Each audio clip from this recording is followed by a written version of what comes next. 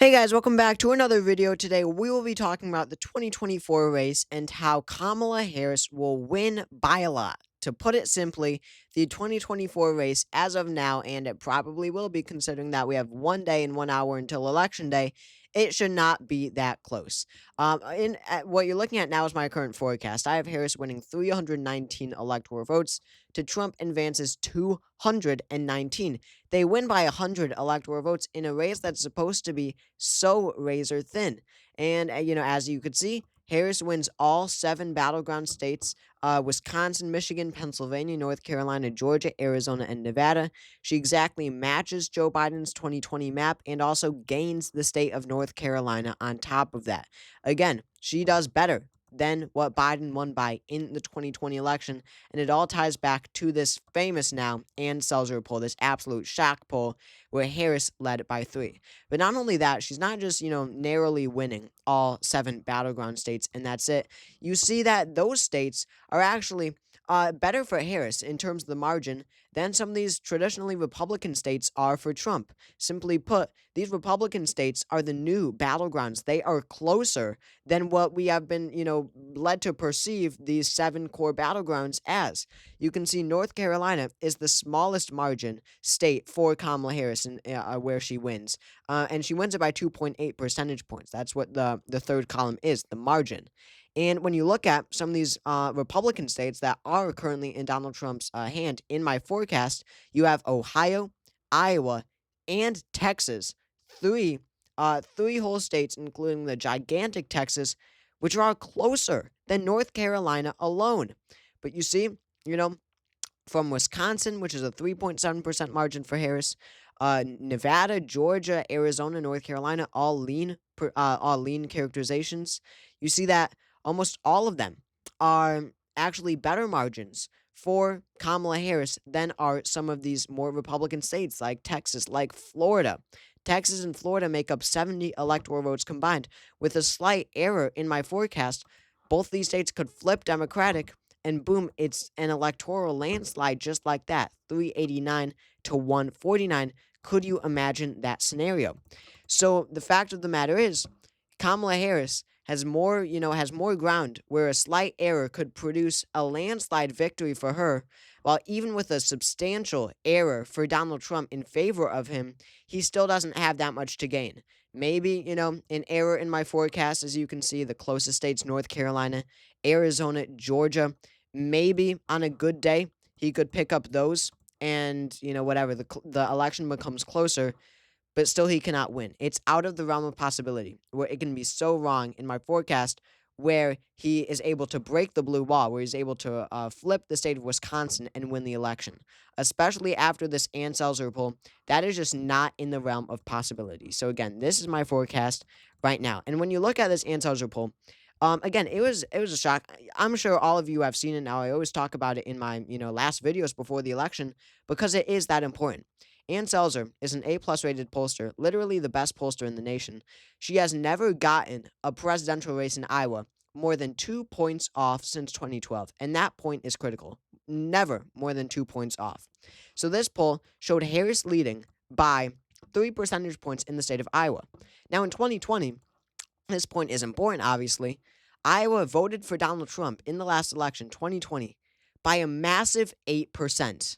Their last poll in 2020, when every other pollster had a tied race basically between Biden and Trump in Iowa, their last poll was Trump plus 5. Trump ended up winning it by 8. 8% is a massive margin, and to see it trend 11 points towards the left in just 4 years in a race that's supposed to be even closer than 2020, meaning Donald Trump is supposed to be gaining, that was a real shock to the system coming from America's most accurate pollster.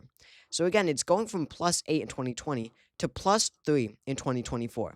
Now, what you might notice is that right next door is Wisconsin, borders Iowa, very similar electorate, very similar geographically, very similar politically.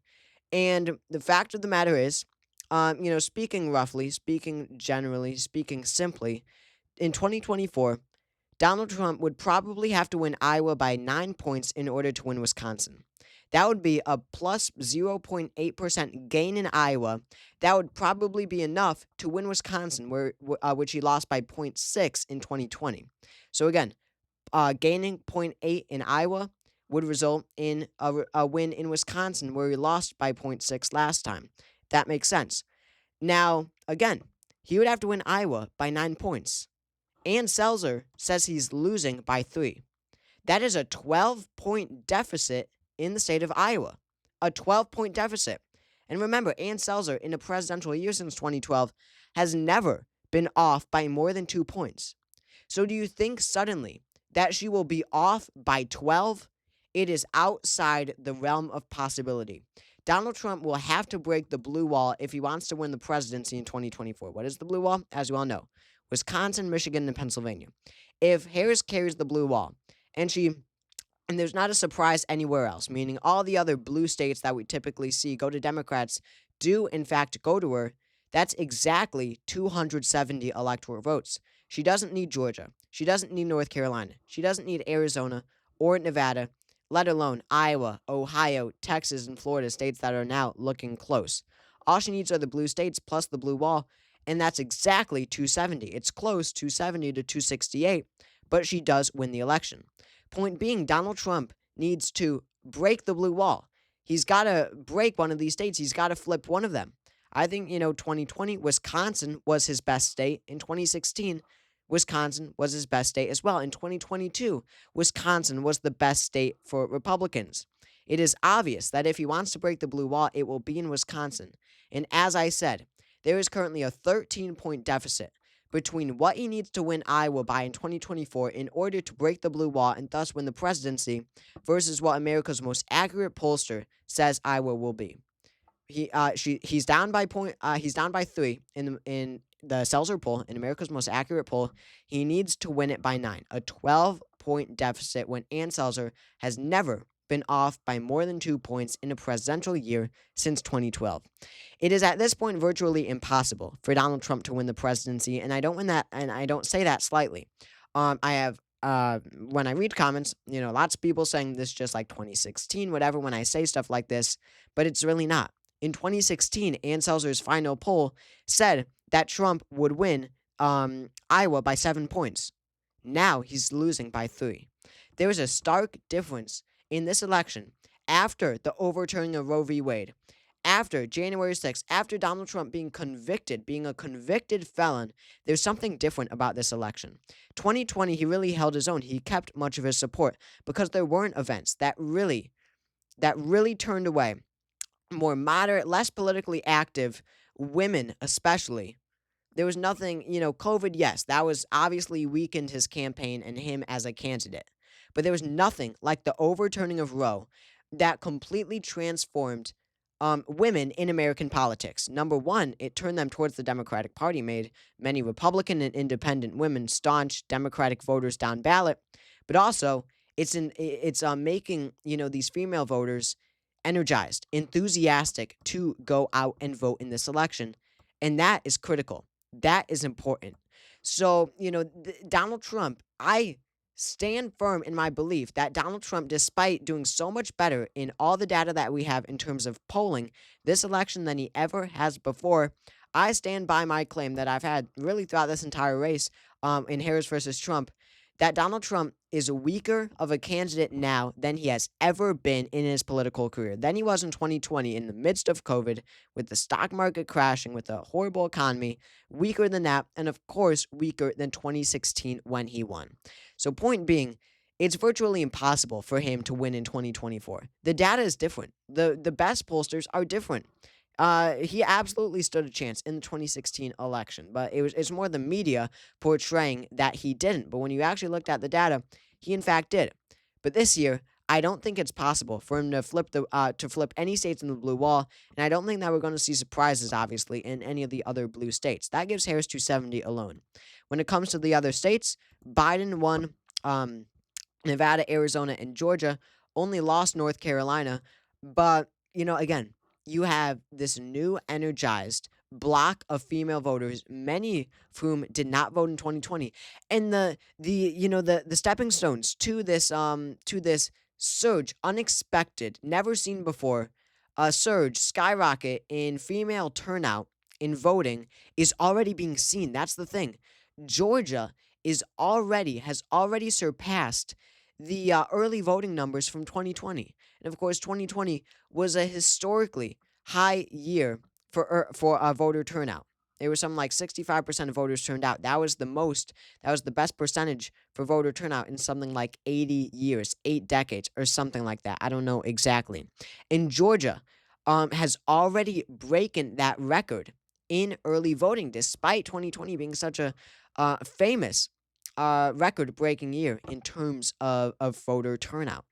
So there's clearly some enthusiasm, even more than 2020, to go out and vote in this election. It was so contentious in 2020, and in that that surge that pushed so many people out to the polls. It got so many people involved and encouraged them to vote.